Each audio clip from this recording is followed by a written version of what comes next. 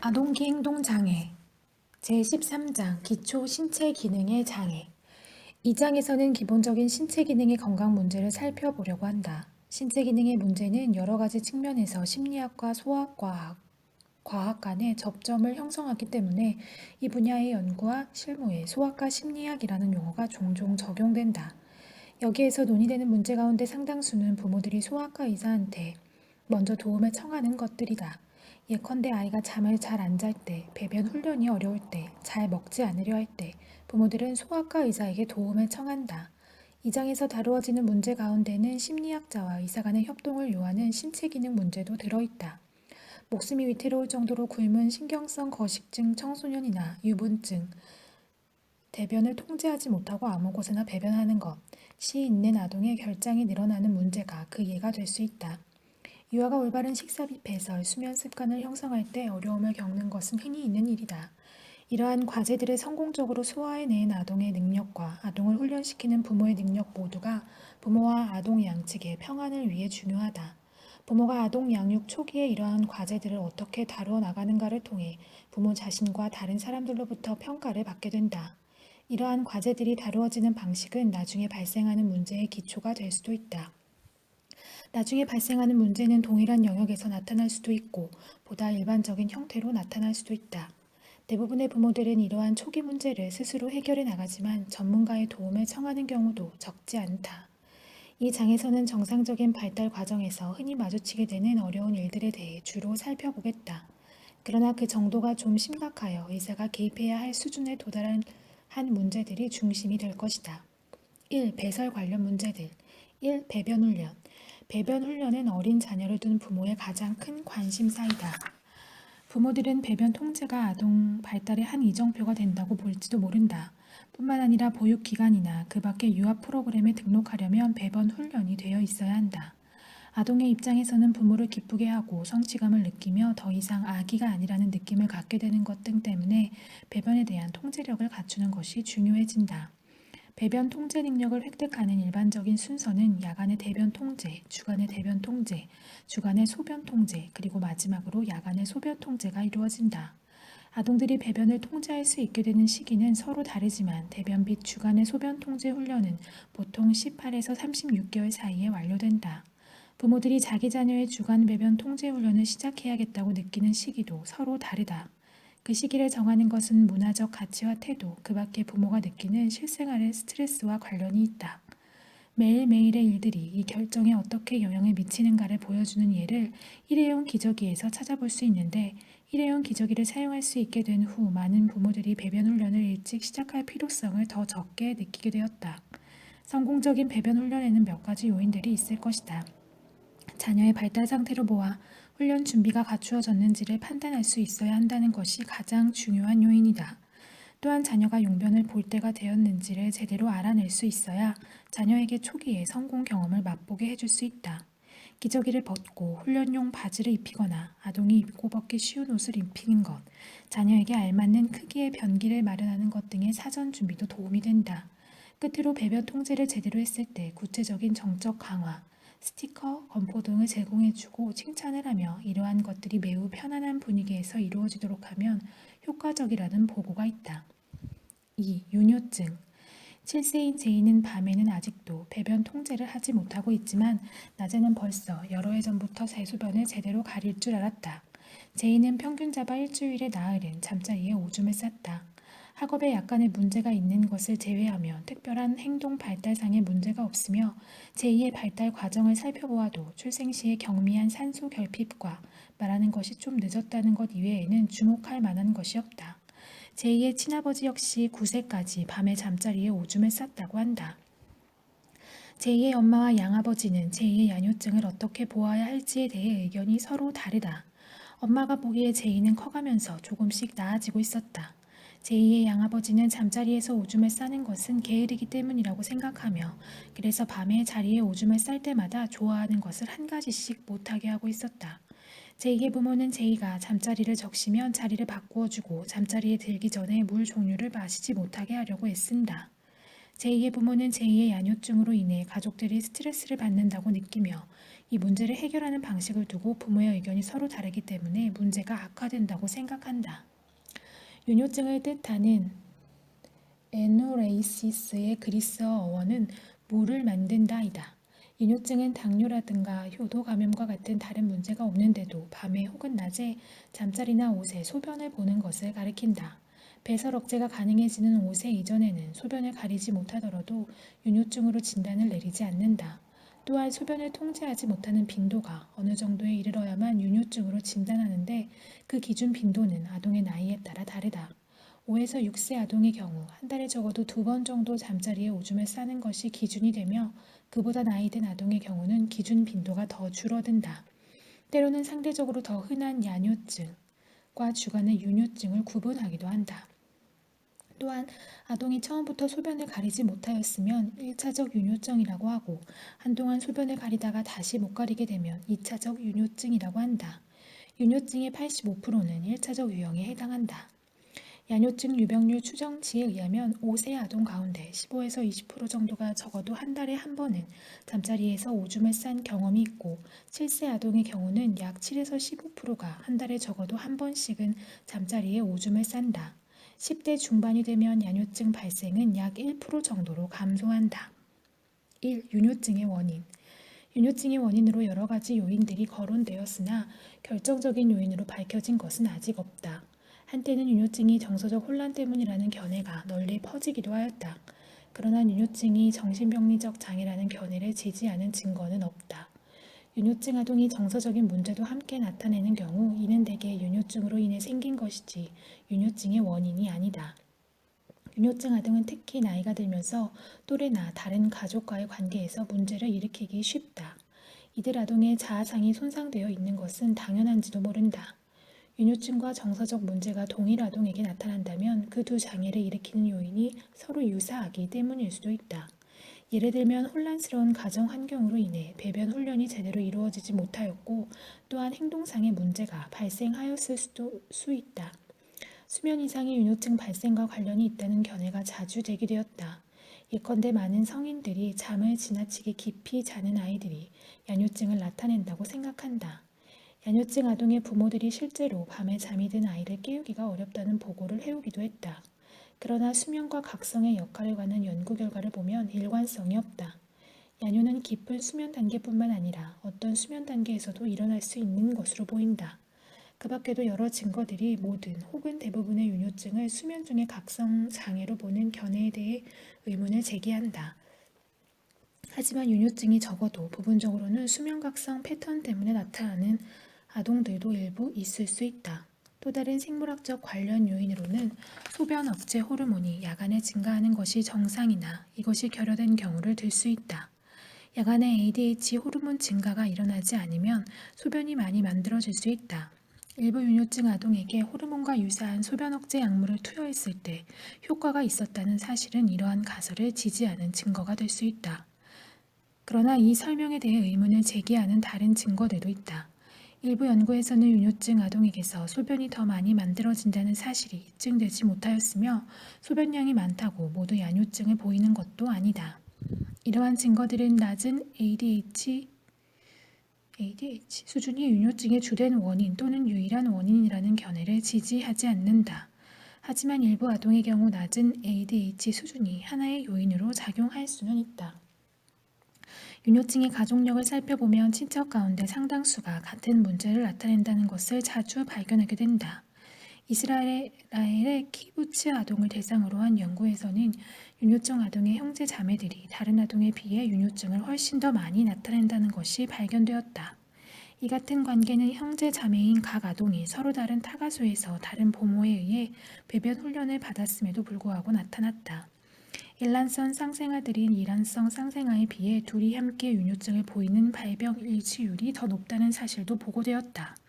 뿐만 아니라 다세대 연구를 통해 유전 요인이 이 장애에 상당한 영향을 미친다는 견해가 뒷받침되었다.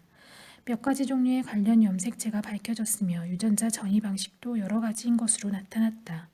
이 같은 생물학적 요인의 영향에 관한 정보들은 윤효증 아동 가운데 적어도 일부는 기질적인 윤효증 성향을 가지고 있을 가능성을 강력히 시사한다.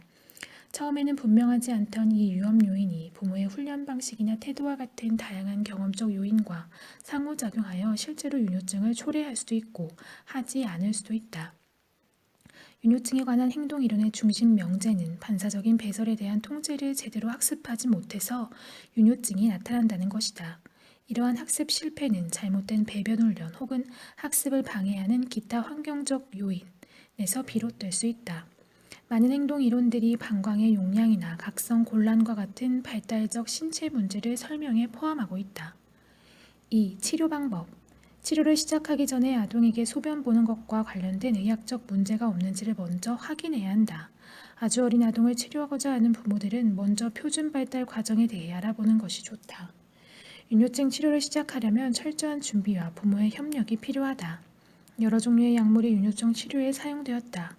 한때는 삼환계 항우울제의 한 종류인 이미프라민 하이드로클로라이드가 가장 일반적으로 처방되는 약이었다. 이미프라민의 효과는 아동이 지속적으로 약을 복용해야만 나타나는 것 같다. 게다가 부작용 가능성에 대한 우려도 있다. 데스모프레신 아세테이트가 이미프라민에 비해 부작용 위험이 적기 때문에 윤효증의 주된 치료약이 되었다. 데스모프레신은 수면 중에 지나치게 많은 소변이 만들어지는 것을 통제하는 효과를 통해 치료하는 것으로 알려져 있다. 연구 결과에 따르면 치료하기 어려운 사례에서도 DDVAP는 야뇨를 감소시킬 수 있었다. 그러나 약물 복용을 중지할 경우 이미프라민과 마찬가지로 증세가 재발한다. 연구자들은 야뇨증에 대한 행동 치료에 많은 관심을 보여왔다. 그 가운데 가장 잘 알려진 것이 경보기 사용 또는 벨 패드 시스템 사용법이다. 이 방법은 1904년에 독일의 소아과 의사인 피플룸델에 의해 처음으로 소개되었으며 포럴과 포렐에 의해 체계적으로 사용되었다. 그 이후로 이 장치와 방법은 여러 연구자들에 의해 개선되었다. 기본적인 장치는 두 겹의 음박 패드 사이에 흡수력이 있는 침대보가 들어간 것이다. 소변이 침대볼을 적시면 전기 회로가 연결되면서 경보기가 작동하며 이 경보기는 손으로 끌 때까지 계속 작동한다. 경보기가 울리면 부모가 아동을 깨워야 한다. 아동에게 경보기를 끄고 화장실로 가서 소변을 마저 보도록 가르친다. 젖은 잠자리를 새로 갈고 아동은 다시 잠에 잔다. 자리에 오줌을 싼 날과 싸지 않은 날을 기록하다가 14일 밥을 연속으로 해서 오줌 싸는 일이 없이 지나가면 경보기를 제거한다. 소변경보 시스템에 대한 연구 결과는 이 방법이 가장 탁월한 윤효증 치료법이며 많은 아동에게 분명한 효과가 나타난다는 것을 보여준다. 이 방법은 또한 DDAVP와 P 같은 약물 치료에 비해 비용도 적게 든다. 치료기간은 보통 5에서 12주이다. 치료된 사례 가운데 40%가 재발을 보고하였으나 재훈련을 통해 완전한 치료가 이루어지기도 한다. 수정된 표준 경보기법이 재발을 감소시키는 것으로 밝혀졌다. 그중 한 가지는 과잉학습인데 일반적으로 필요하다고 생각되는 날 수보다 더 오래 야뇨가 일어나지 않을 때까지 훈련을 계속하는 것이다. 과잉학습법을 사용할 때는 밤에 오줌을 싸지 않는 날이 1차 기준에 도달하면 잠자리에 들기 전에 음료수 섭취량을 증가시키고 경보기법을 사용한 훈련을 계속한다. 경보기법과 같은 행동치료의 성공에 힘입어 전 과정을 포함하는 가족용 훈련 프로그램이 고안되었다. 이 훈련법은 가족들이 치료를 중도에 포기하는 비율을 줄이고 재발을 감소시키도록 만들어졌다. 비용 면에서 매우 효율적인 이 기법은 설명서를 보고 따라할 수 있도록 만들어진 패키지인데 벨과 패드, 뒤처리 훈련, 방광의 용량을 늘리는 훈련, 그리고 반복 학습으로 구성된다. 1시간 정도 소요되는 1회의 집단 교육을 통해 훈련 프로그램에 대한 설명이 이루어지고 나면 아동과 부모는 가정으로 돌아가 그 훈련을 끝까지 수행하겠다는 약속을 하며 관리 직원이 정기적으로 각 가정에 전화를 걸어 진행 상황을 점검한다. 하우치와 패터슨, 웰란의 수행한 연구가 이 프로그램의 성공을 잘 보여주며 재발을 감소시키는 요인이 무엇인가를 말해준다. 연구에 참여한 가정에는 다음 3가지 중 1가지 치료 패키지가 제공되었다. 집단 1에게는 벨과 패드 및 뒤처리 훈련이 부과되었고 집단 2에게는 집단 1이 받은 훈련에 더하여 소변 참기 훈련이 부과되었다. 집단 3에게는 집단 2가 받은 3가지 훈련에 더하여 반복 학습이 부과됨으로써 전체 패키지가 제공되었다. 먼저 통제 집단의 아동들을 8주 이상에 걸쳐 추적하였다.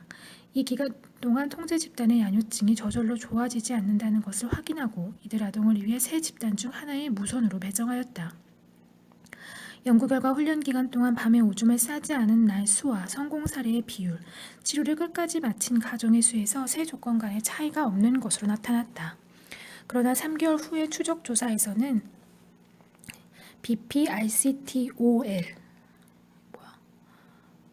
반복 학습이 부과된 집단의 재발이 다른 두 집단에 비해 적은 것으로 밝혀졌다. 이 연구 결과는 재발을 막기 위해 반복 학습이 얼마나 중요한가를 잘 말해준다. 표 13-1은 하우츠와 베르멘, 아브람손이 발견한 유뇨증의 다양한 치료법을 정리해서 보여주고 있다. 연구 결과는 심리치료나 약물치료를 받은 아동이 아무런 치료도 받지 않은 아동에 비해 야뇨증을 멈출 가능성이 더 크다는 것을 보여준다. 이 결과는 부모들이 그저 시간이 가면 나아지겠거니 하면서 기다리고 있으면 안 된다는 것을 뜻한다. 이 표는 또한 경보기법을 포함한 행동치료법이 특히 장기적으로 볼 때 가장 효과적임을 말해준다. 3. 유분증. 6세인 수자는 태어난 이후 줄곧 적어도 하루에 한 번은 그냥 대변을 본다. 아무리 화장실에 가서 대변을 보도록 가르쳐도 옷을 입은 채 대변을 보는 횟수가 줄어들지 않았다. 상세한 의학적 검사를 거친 뒤 담당 의사는 수잔에게 아무런 의학적인 문제가 없다는 결론을 내렸다. 그러나 검사 결과 수잔의 대장 내부에 아주 많은 대변이 들어있음을 발견하였다. 수잔과 엄마 모두 매우 힘들어하고 있었다. 수잔이 배변에 대해 불안을 느끼고 괴로워하고 있다는 사실도 밝혀졌다. 수잔은 대변을 참는 법을 학습한 것 같았으며 어릴 때 커다란 대변이 배설되면서 통증을 느낀 이후로 대변 보는 것을 무서워하는 듯하였다. 배변 곤란은 결국 수잔의 사회적 기능과 자아 존중감에도 영향을 미치기 시작하였다. 기능성 유분증은 아무런 신체적 장애가 없음에도 불구하고 입고 있는 옷이나 부적절한 장소에 대변을 그냥 흘리는 것을 말한다. 4세 이상의 아동이 적어도 한 달에 한 번씩 이러한 일을 일으키며 유분증으로 진단한다. 유분증은 변비 유무에 따라 두 가지 하위 유형으로 구분한다. 대부분의 유분증 아동은 만성 변비인데 대변을 참다 못해 변을 흘리는 유형으로 분류된다. 유분증에 대한 연구나 논문은 유뇨증에 비해 아주 적다. 유분증의 유병률은 7에서 8세 아동 중 평균 2에서 3% 정도로 추정된다. 나이가 들면서 그 비율이 감소하여 청소년기에는 아주 드물어지는데 남자들에게서 더 빈번히 발생한다. 광범위한 모집단의 아동들을 진찰하는 소아과 의사들은 유분증 아동의 대다수가 정신병리를 나타내지 않는다고 주장하는데 다른 사람들도 그러한 입장을 지지하고 있다. 그러나 유분증이 밤보다 낮에 더 자주 발생하므로 유뇨증보다 더 눈에 띄고 사회적으로 낙인이 찍히기가 더 쉽다. 결과적으로 유분증은 부모와 아동 모두에게 큰 스트레스가 되며 그러한 이유로 인해 특히 치료센터에 의뢰된 아동의 경우 행동 문제와 더 많은 관련을 보일 수 있다. 예를 들면 우스터 지역의 유분증 연구에서 소아위장병 클리닉을 찾아온 유분증 아동들은 배변에 문제가 없는 아동에 비해 문제 행동 총점이 더 높고 아동 행동 체크리스트의 사회적 자신감 항목에서 더 낮은 점수를 나타냈다. 치료를 받고 나자 이들 아동의 문제 행동이 감소하였으며 사회적 기술도 향상되었다. 관련된 심리적 문제들은 유분증의 원인이라기보다는 결과일 것으로 보이며 만일 그렇지 않다면 심리적 문제와 유분증이 그 아동에게 주어진 환경 요인에 공통적으로 뿌리를 두고 있을 수 있다. 1. 유분증의 원인. 대부분의 이론들은 유분증이 다양한 인과적 기제에서 기인하였을 것으로 보고 있다. 최초의 변비 배설은 먹는 음식이나 수분 섭취, 약물 복용, 환경적 스트레스 또는 잘못된 배변 훈련에 의해 영향을 받을 수 있다. 직장과 대장이 딱딱해진 대변에 의해 늘어날 수 있다. 그렇게 되면 내장이 더 이상 정상적인 양의 대변에 대해 정상적인 배설 반응을 일으킬 수 없게 된다. 이 문제에 대한 의학적 관점은 신경 발달적 접근을 강조하는 경향을 보인다. 내장 통제에 필요한 생리학적, 해부학적 기제의 구조와 기능이 제대로 발달하지 못해서 유분증이 나타날 가능성이 크다고 보는 것이다. 이러한 기질적 이상은 일시적인 것으로 여겨진다. 유분증에 대한 행동적 관점에서는 잘못된 배변 훈련을 강조한다. 1차 유분증은 대개 적절한 배변 훈련을 일관성 있게 지키지 못하였을 때 발생하는 것으로 보고 있다. 2차적인 유분증은 회피 조건화 원리에 의해 설명된다. 통증이나 두려움을 피하려고 대변 보는 것을 계속 참는다는 것이다. 긍정적인 결과가 대변을 아무 곳에나 보는 행동을 유지시키고 제대로 된 배설 행동에 대해 오히려 부적절한 강화가 제공될 수 있다. 이와 같은 학습 이론적 설명이 생리학적 설명과 상치되는 것은 아니다. 예컨대 생리적, 신경학적 기제의 이상이 잘못된 배변 훈련과 복합적으로 작용한 것으로 볼 수도 있다. 2. 치료 방법. 유본증에 대한 대부분의 치료법은 약물 치료와 행동 치료를 병행하는 것이다. 아동과 부모에게 유본증에 대해 설명해 준 뒤 첫 번째 단계에서는 보통 장내의 대변 찌꺼기를 배설시키기 위해 다량의 섬유질이나 관장약을 사용한다. 그 다음에는 부모로 하여금 규칙적인 배변 시간을 정하도록 하고 만일 배변이 잘 안 되면 좌약을 사용하라고 지시한다. 섭취하는 음식을 바꾸거나 변비약, 변을 부드럽게 만드는 약 등을 써서 원활한 배변을 꾀할 수도 있다. 옷을 더럽히지 않고 스스로 대변을 보면 자녀가 선택한 활동을 함께 해줌으로써 정적인 광활을 제공한다. 만일 변을 흘리게 되면 아동 스스로 그것을 치우고 옷도 깨끗이 빨게 한다. 다음에는 변비약과 자약 사용을 중지한다. 이러한 치료법이 아주 효과적이라는 연구 보고가 있는데 성공률이 거의 100%에 달하며 재발률도 매우 낮다고 한다.